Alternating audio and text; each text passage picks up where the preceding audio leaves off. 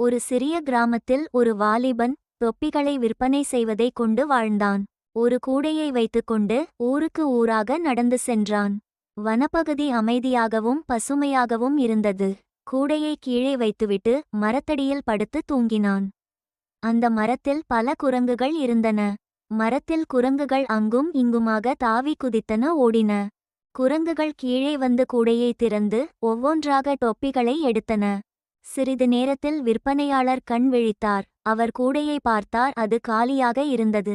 குரங்குகள் தலையில் தொப்பிகளை போட்டு மரக்கிளையில் ஏறின. அவை தங்களது தலையில் தொப்பிகளை போட்டு கிளைகளில் விளையாடிக் கொண்டிருந்தன. விற்பனையார் தனது பெரியப்பாவின் கதை ஒன்று நினைவுக்கு வந்தது. குரங்குகள் மனிதரைப் போல நடக்கச் செய்கின்றன.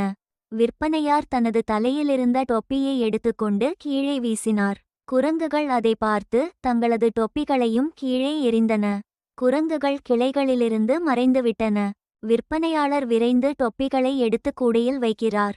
விற்பனையாளர் சந்தோஷமாக பயணத்தை தொடர்கிறான். நீதி: புத்திசாலித்தனமாக சிந்தித்தால் எந்த சிக்கலும் தீர்க்கலாம்.